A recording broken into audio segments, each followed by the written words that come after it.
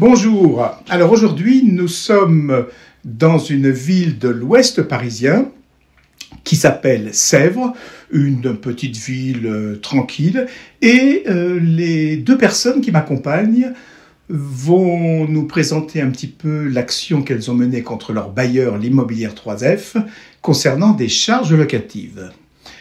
Le site est un site tranquille, composé d'une centaine de locataires, qui vivent dans un environnement agréable, comme on peut le voir sur la vidéo. Sur ce plan-là, les locataires sont plutôt assez satisfaits de cet environnement.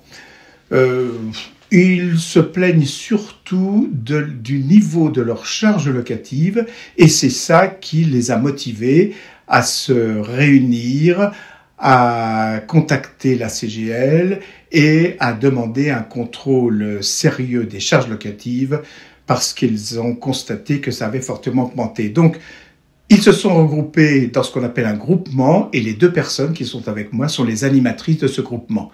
Elles vont vous présenter maintenant, dans une salle qui nous a été réservée, les actions qu'elles ont menées au cours des derniers mois pour obtenir, tenez-vous bien, 30 000 € de remboursement de la part du bailleur. Écoutez, bonjour mesdames. Bonjour. Je suis très content de vous rencontrer. Vous êtes un peu les animatrices de ce groupement de locataires qui s'est créé à Sèvres et qui est sur le patrimoine de l'Immobilière 3F. Voilà. Tout à l'heure, on a déambulé un peu autour de vos bâtiments, on a vu comment ils étaient. Apparemment, c'est pas mal. Vous êtes bien logés, oui. Pas de souci. Bon. Tant mieux, c'est un point positif. Bon, alors, donc, vous êtes un groupement et comment est-ce que vous êtes arrivé à créer un groupement? Qu'est-ce qui s'est passé pour que vous en arriviez à cette situation de création d'un groupement? Il y avait normalement un suivi annuel au niveau des charges. Oui. Et on peut dire qu'on s'est tous habitués à ce qu'il y a un mois, qui est le mois de janvier, si je ne me trompe pas, où on avait déduction, etc. Et on s'est étonné que c'était avant le Covid quand même, qu'on n'avait plus rien. Une première année, une deuxième année, et ce qui a couronné le tout, c'est que 2019, la grosse bombe qui tombait, tout le monde était étonné. Il y a même des gens qui disaient qu'ils payaient presque le double. Ils avaient l'habitude de payer 600 €, 700, et se trouvaient avec 1200 à payer, etc. Et c'est ça qui était un petit peu le déclencheur pour qu'on s'est dit maintenant stop, on paye beaucoup de charges, etc. Et on veut savoir, on veut des explications. Qu'est-ce qui s'est passé? On n'a pas eu de remboursement, peu importe, hein, qu'on rembourse ou qu'on paye, mais on s'est rendu compte qu'il n'y a pas eu de suivi à ce niveau-là. Et c'est ça qui a fait que, bon, avec Madame Docteur, on s'est dit, la main dans la main, parce que c'est vrai que malheureusement, les gens, ils râlent, mais ils sont là, quoi. Ils attendent que ça tombe du ciel. Donc, il faut bien des gens courageux, qui prennent sur leur temps, etc. Parce que nous aussi, on a une famille, on a notre vie à gérer, donc on prend sur notre temps.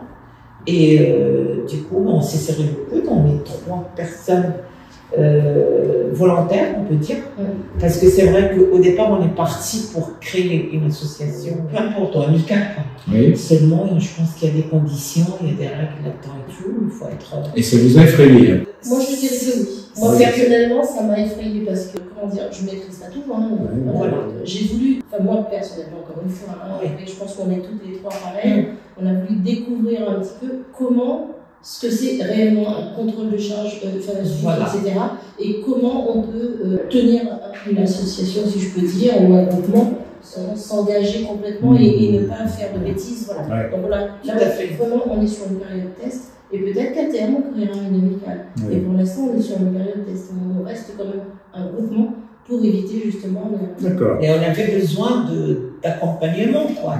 Qu'on ait des gens compétents à ce niveau-là pour le guider. Et puis... Et vous avez atterri à la CGL. C'était un hasard. Et on les satisfait. Et donc, je retiens de ce que vous venez de dire que, globalement, vous êtes dans un univers... correct, vous êtes correctement logé si je comprends ce que vous dites, et il y a eu un déclencheur, c'est le niveau des charges locatives qui a explosé. Mais vous savez, c'est un cas classique, ça. Hein, vous n'êtes pas les seuls dans ce cas-là. Et d'ailleurs, souvent, il m'arrive de remercier les bailleurs. Grâce à eux, on a des associations qui se créent et qui viennent nous voir. Mais si je peux me permettre, il y avait ça, mais on l'a trouvé un petit peu pas juste. C'est qu'à côté, on payait, mais on payait pour des choses qu'on n'avait pas. C'est-à-dire au niveau de l'immeuble était vieux déjà. Il y avait des choses à faire qui n'ont pas été faites. Il y avait au niveau de l'entretien, au niveau de beaucoup de choses, quoi. Je me rappelle même les ascenseurs qui tombaient en panne et qu'on est resté longtemps. Alors qu'auparavant, on n'avait jamais rien. C'est-à-dire c'est arrivé au moment où on a eu un ras-le-bol par rapport au suivi et à l'entretien et à tout. Et on s'est dit, c'est pas possible, les charges, c'est nous. On paye et on nous augmente encore plus. Et à côté de ça, on n'a rien en échange. Et ce que je note aussi dans ce que vous avez dit tout à l'heure, c'est qu'on était en 2019. C'est-à-dire que les charges des années précédentes, 2018-2017, elles n'avaient pas été régularisées.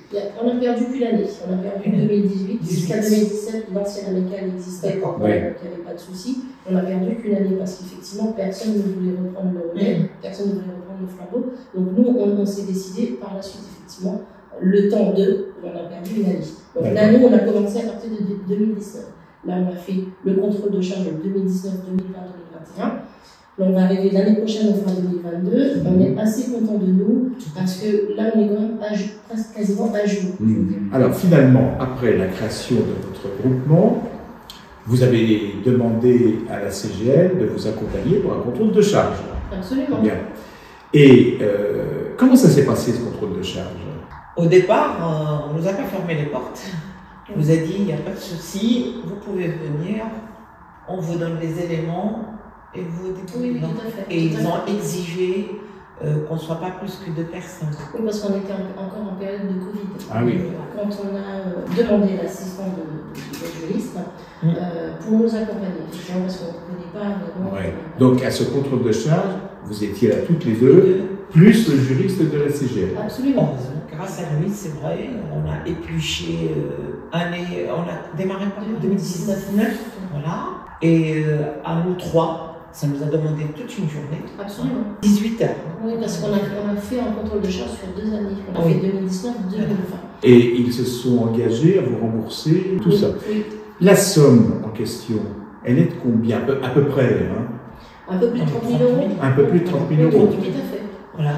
Pour les 3 années. Oui, c'est un beau succès. Hein. 30 000 euros que l'immobilier 3F vous avez facturé à tort. C'est ça. Voilà.